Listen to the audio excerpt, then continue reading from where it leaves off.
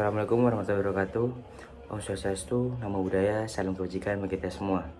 Sebelumnya saya berterima kasih kepada Prof. Dia selaku dosen pengampu mata kuliah Manajemen Pemasaran Lanjutan. Di sini kami dari kelompok 1 ingin mempresentasikan hasil diskusi kami dengan judul makalah Pemasaran abad 21, pergeseran paradigma pemasaran serta peranan pemasaran nilai maupun pemasaran hubungan. Sebelumnya, perkenalkan, nama saya Gagir Wanto dengan akhiran NIM 1032 dan rekan saya.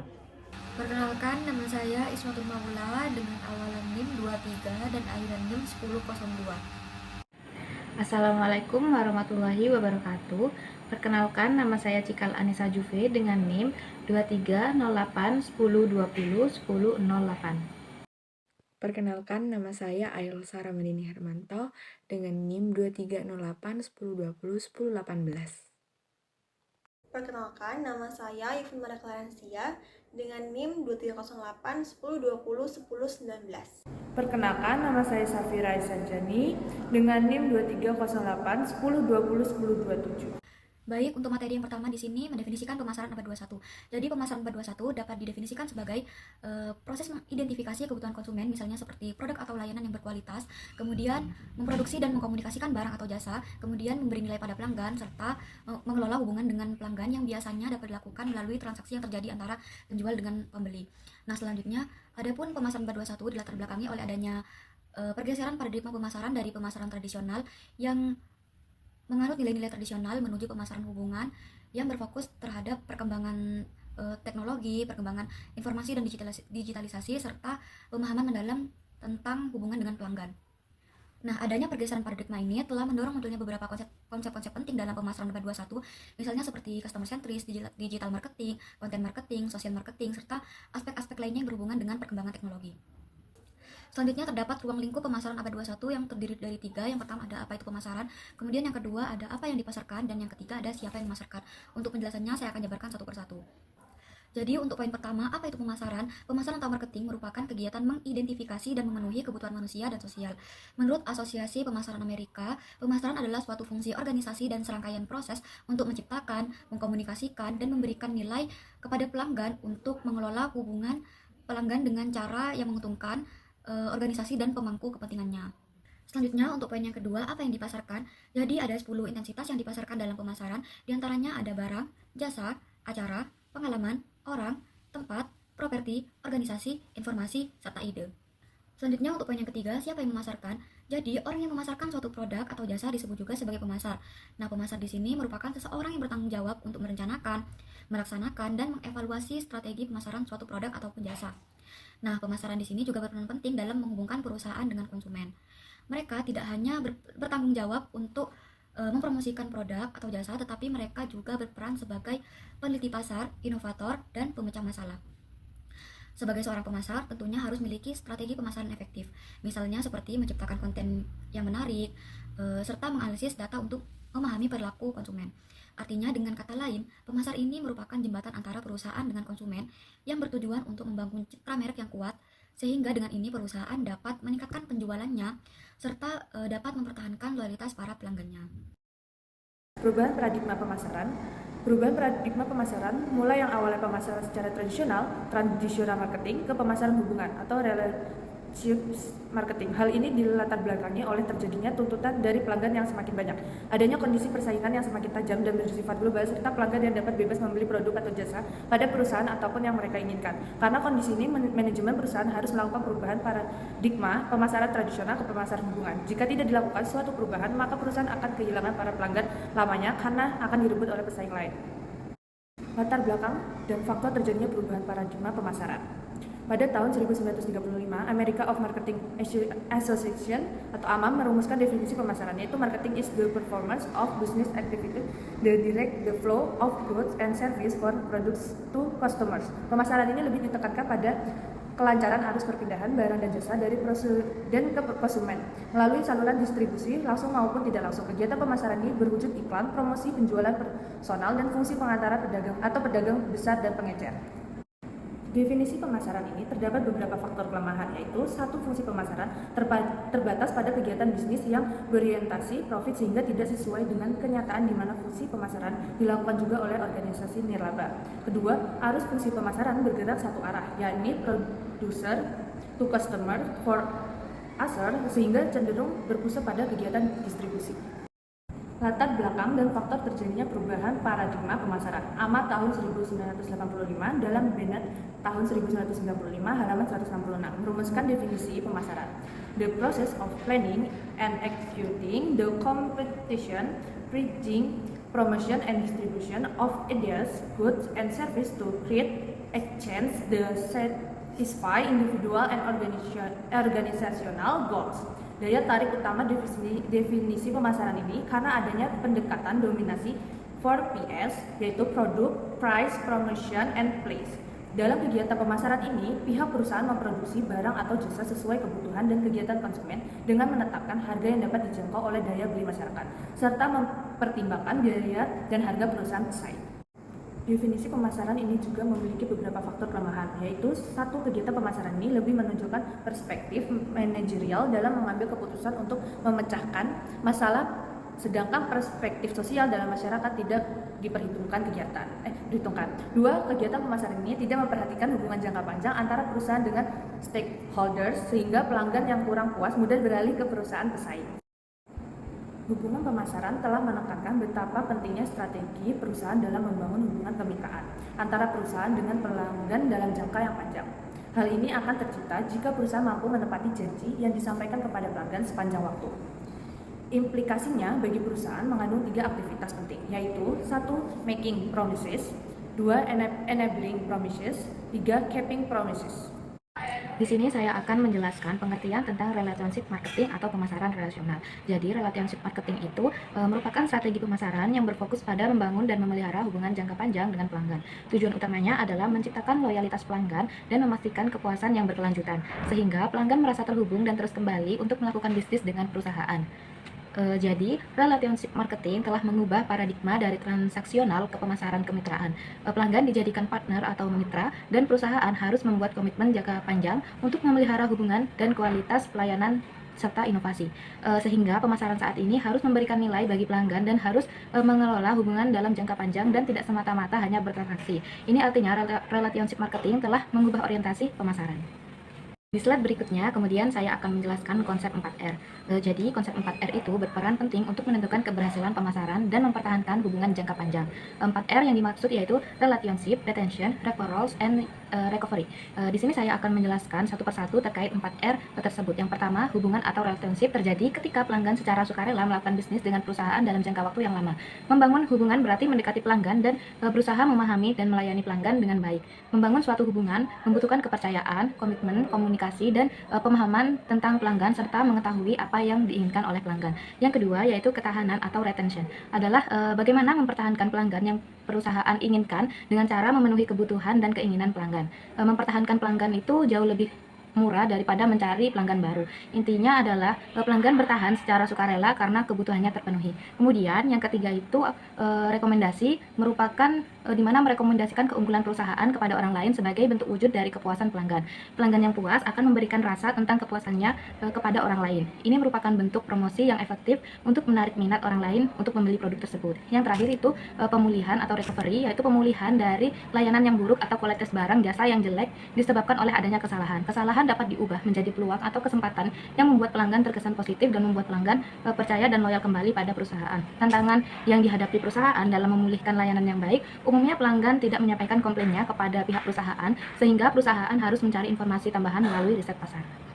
Kemudian saya akan menjelaskan manfaat penerapan pemasaran hubungan. Jadi, penerapan konsep pemasaran hubungan memberikan beberapa manfaat bagi perusahaan dan pelanggan. Bagi perusahaan penyedia jasa, penerapan pemasaran hubungan memberi 2 manfaat potensial, yaitu yang pertama manfaat langsung berupa biaya yang lebih rendah seperti biaya pemasaran, biaya administrasi, biaya untuk mengenal konsumen, dan lain-lain. Loyalitas pelanggan, premium harga atas layanan yang lebih unggul, dan word of mouth communication. Kemudian yang kedua, manfaat tidak langsung berupa retensi karyawan, karena orang biasanya lebih suka bekerja di perusahaan yang pelanggannya loyal. Keseimbangan manfaat yang diperoleh perusahaan dan pelanggan menjadi prasyarat utama untuk mempertahankan hubungan jangka panjang dengan pelanggan. Lalu manfaat penerapan pemasaran hubungan. Selanjutnya yaitu di mana Zeitham and Bittner mengemukakan 3 strategi utama untuk menciptakan hubungan jangka panjang dengan pelanggan seperti gambar tersebut. Saya akan menjelaskan satu persatu dari ketiga strategi tersebut. Yang pertama financial bonds, yaitu perusahaan menawarkan insentif finansial kepada pelanggan seperti harga yang lebih murah untuk pembelian dalam volume besar atau harga yang lebih murah bagi pelanggan yang telah menjadi langganan selama periode waktu tertentu. Kemudian insentif finansial lainnya dapat berwujud frekuensi reward seperti yang ditawarkan dalam industri penerbangan, hotel, persewaan mobil, salon, kecantikan, dan jasa telekomunikasi. Kemudian variasi lainnya adalah penawaran jasa paket tertentu dan penjualan silang sebagaimana yang dilakukan oleh agen perjalanan bekerja sama dengan hotel, perusahaan penerbangan, dan jasa kartu kredit. Kemudian jaminan kepastian harga yang stabil kepada pelanggan. Yang kedua yaitu social bonds, yaitu membangun relasi jangka panjang dengan membangun ikatan sosial dan interpersonal. Pelanggan diperlakukan sebagai klien atau individu yang kebutuhan dan keinginannya ingin dipahami oleh dan dipuaskan oleh perusahaan. Kemudian yang ketiga, structural bonds, yaitu strategi untuk membangun hubungan jangka panjang melalui ikatan struktural antara perusahaan dan pelanggan. Ikatan struktural tercipta melalui penyediaan jasa kepada klien yang dirancang khusus dalam sistem penyampaian jasa kepada pelanggan. Selain itu, ikatan struktural dapat juga diwujudkan melalui penyediaan customer service yang berbasis teknologi dan membuat pelanggan lebih produktif. Selanjutnya yaitu peranan pemasaran nilai pada pemasaran abad 21. Pertama-tama, kita harus mengetahui apa pengertian dari pemasaran nilai itu sendiri. Nah, jadi pemasaran berdasarkan nilai berfokus pada peluang-peluang baru yang dapat dikembangkan untuk meningkatkan kepuasan konsumen. Strategi ini dapat berkembang menurut kebutuhan pada konsumen dan peluang yang diciptakan oleh produsen, sehingga melibatkan pengembangan produk atau layanan yang bertujuan untuk memuaskan keinginan pelanggan dalam jangka panjang. Proses ini mencakup bagaimana perusahaan menciptakan, mengkomunikasikan, dan mengirimkan nilai kepada pelanggan. Secara sederhana, pemasaran berdasarkan nilai merupakan strategi pemasaran yang berorientasi pada peningkatan nilai pada setiap produk yang ditujukan kepada konsumen. Selanjutnya, konsep nilai dalam pemasaran abad 21. Nilai sendiri dalam pemasaran memiliki konsep yaitu digunakan dan bahkan dianggap sebagai alasan konsumen membeli suatu produk. Dengan kata lain, nilai merujuk pada apa yang diperoleh pelanggan dari mengkonsumsi atau membeli produk tersebut. Ini merupakan strategi yang membawa manfaat dalam meningkatkan kepuasan dan loyalitas pelanggan secara efektif dan efisien. Berikutnya, elemen utama pada pemasaran nilai. Munculnya pemasaran nilai dipengaruhi oleh salah satu faktor, yaitu fakta bahwa dunia usaha saat ini mengalami perkembangan yang sangat pesat, sehingga keadaan ini mengakibatkan persaingan yang sangat kompetitif dan ketat. Memuaskan pelanggan juga tidak kalah penting dalam membangun usaha. Maka dari itu, produsen diharapkan untuk mengetahui dan memahami pemasaran nilai. Terdapat beberapa elemen utama dalam pemasaran berbasis nilai yang dapat diterapkan, yaitu sebagai berikut. Yang pertama, memahami keinginan dan kebutuhan pelanggan. Sebelum melakukan pemasaran berbasis nilai, hal yang pertama yang perlu diketahui yaitu mengenai kebutuhan dan keinginan pelanggan sesuai sasaran dan target bisnis tersebut. Target konsumen tersebut nantinya akan berhubungan dengan jenis produk yang ditawarkan oleh produsen. Yang kedua, mengidentifikasi titik masalah pelanggan. Mengetahui titik masalah memungkinkan produsen untuk mengetahui solusi atas permasalahan yang ada sehingga dapat meningkatkan kepuasan pelanggan dan mengoptimalkan strategi pemasaran. Nah, salah satunya adalah dengan mengumpulkan data pelanggan yang dapat dilakukan melalui survei kepuasan pelanggan.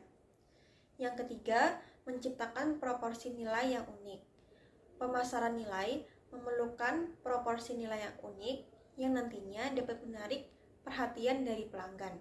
Hal tersebut akan menunjukkan pembeda yang tidak dapat ditemukan pada bisnis-bisnis lainnya.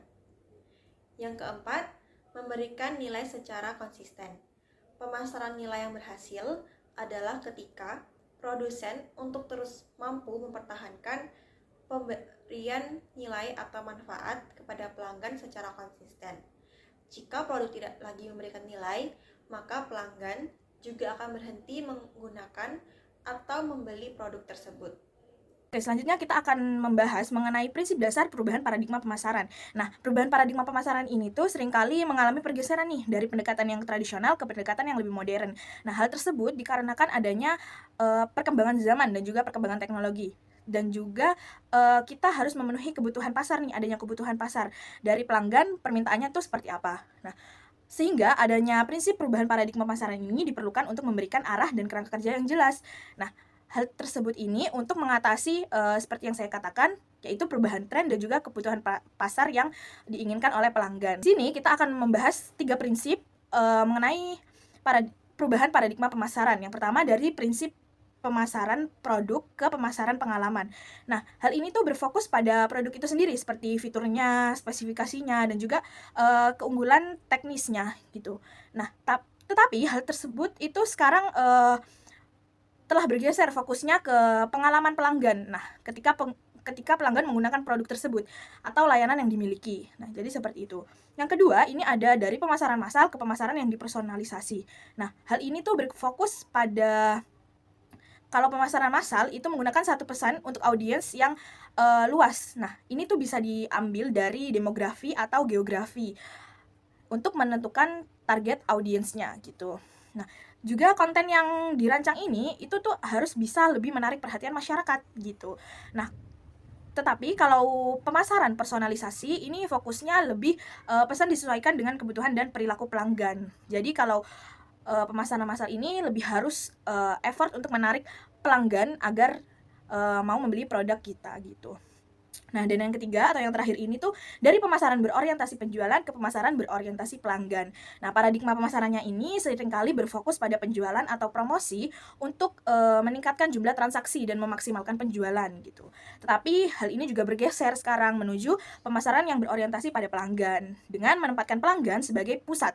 Jadi kayak pelanggan itu yang utama dan juga kita tuh harus menentukan strategi pemasaran dan berusaha untuk memahami bagaimana caranya untuk memenuhi kebutuhan mereka secara baik. Jadi seperti itu. Bagi pelanggan, pemasaran hubungan memberi beberapa manfaat potensial, yaitu sebagai berikut. Yang pertama adalah confidence benefit, di mana pelanggan atau konsumen mendapatkan kepercayaan diri dari menjalin hubungan dengan bisnis atau perusahaan kita, sehingga meningkatkan kepercayaan pelanggan untuk bisa membeli produk yang kita tawarkan. Lalu yang kedua adalah social benefits, di mana memperlakukan pelanggan atau konsumen dalam ikatan sosial dan interpersonal perusahaan dan bisnis. Jadi konsumen akan merasa terikat dalam status sosial yang perusahaan bangun, dan sehingga membentuk ikatan antar konsumen dan perusahaan lebih dekat lagi. Dan yang terakhir adalah special treatment bonds, yaitu di mana pihak perusahaan memperlakukan konsumen dengan memperhatikan permintaan dan segala perilaku pemenuhan kebutuhan dan keinginannya seperti apa. Slide selanjutnya merupakan penerapan pemasaran hubungan ini membuat biaya yang dikeluarkan oleh perusahaan menjadi lebih rendah. Misalkan seperti biaya pemasaran, biaya administrasi, biaya untuk mengenalkan produk kepada konsumen, biaya promosi, dan lain sebagainya. Lalu perusahaan juga dapat memperoleh status loyalitas dari pelanggan, serta mendapatkan privilege premium harga atas layanan yang lebih unggul daripada perusahaan yang lain, serta mendapatkan word of mouth communication. Dan penerapan pemasaran hubungan ini juga memberikan efek retensi karyawan, di mana karyawan pada umumnya akan lebih suka bekerja pada perusahaan yang mempunyai konsumen yang loyal dan berdedikasi pada perusahaan atau bisnis tersebut. Karena pelanggan yang tetap serta pendapatan yang tetap, pastinya para karyawan akan menyukai hal tersebut. Selanjutnya, setelah mendapatkan retensi dari konsumen, tentunya yang akan meningkat adalah penjualan, karena konsumen yang loyal akan sering kembali dan tidak segan untuk terus-menerus melakukan lebih banyak transaksi, karena mereka sudah menganggap serta menghargai produk dari bisnis yang kita tawarkan atau layanan yang kita berikan kepada pihak konsumen. Konsumen seperti ini dapat lebih terlibat dengan merek dan perusahaan karena tingkat interaksi yang dihasilkan ini akan lebih tinggi dan dapat terus-menerus dilibatkan pada jangka waktu yang cukup panjang dan tentunya akan meningkatkan penjualan. Nah, selanjutnya Dari adanya penerapan pemasaran hubungan ini pada zaman abad 21 yang semakin canggih kini, di mana brand merupakan komponen penting dalam membangun sebuah bisnis yang sukses. Jadi, pemasaran hubungan ini dapat meningkatkan brand awareness. Jadi konsumen yang loyal akan dengan senang hati juga membagikan produk atau layanan yang mereka sukai dan cocok dengan orang lain, baik dari menggunakan teknik pemasaran word of mouth, mulut ke mulut, atau teknik online seperti melalui media sosial. Dengan begitu, brand awareness dari merek yang dipromosikan oleh perusahaan akan terus meningkat dikarenakan jangkauan konsumen yang bertambah. Lalu yang kedua adalah menjadi lebih kompetitif. Nah, setelah sebuah bisnis atau produk memiliki brand yang kuat dan sudah ternama, maka akan menjadi lebih kompetitif karena menemukan cara untuk unggul dari kompetitor atau pesaing lain dan tetap dapat bersaing pada lingkup pasar dengan persaingan lainnya, merupakan sebuah hal yang cukup sulit dan cukup perlu konsisten untuk dilakukan sebuah bisnis atau perusahaan. Jadi relationship marketing ini cocok untuk membantu menciptakan konsumen loyal yang tetap berada pada jalur bisnis atau produk dari sebuah perusahaan dan juga membujuk orang lain untuk membeli baik secara tidak langsung maupun secara langsung dengan menempatkan konsumen sebagai tenaga tambahan gratis yang dilakukan untuk melakukan promosi dari produk dan tetap bisa bersaing secara kompetitif di era abad 21 yang semakin canggih pada perkembangan zaman yang terus-menerus muncul beberapa inovasi baru. Oke, di sini saya akan menjelaskan tentang kesimpulan yang dapat kita ambil pada materi kali ini. Praktik pemasaran pada abad 21, terutama pergeseran paradigma dari pendekatan tradisional menuju pendekatan yang lebih menekankan pada pemasaran nilai atau value of marketing dan pemasaran hubungan atau relationship marketing. Nah, pergeseran ini mencerminkan kebutuhan untuk lebih berfokus pada penyampaian manfaat yang berkelanjutan kepada konsumen serta membangun hubungan jangka panjang yang kuat dengan mereka. Pemasaran di era modern ini bukan lagi sekadar menjual produk, melainkan menciptakan pengalaman yang baru untuk konsumen dan bermakna sehingga dapat meningkatkan loyalitas pelanggan. Nah, pemasaran relasi memiliki 3 prinsip umum dasar, yaitu yang pertama, fokus pada strategi retensi pelanggan yang ada serta pertumbuhannya. Yang kedua, kegiatan pemasaran menjadi tanggung jawab seluruh organisasi dan tim yang cross fungsional, bukan pada pekerjaan fungsional setiap departemen. Dan yang terakhir, fokus pada pengelolaan pembinaan hubungan dengan banyak ranah pasar untuk keberhasilan jangka panjang. Demikian presentasi dari kelompok kami, kurang lebihnya mohon maaf. Wassalamualaikum warahmatullahi wabarakatuh.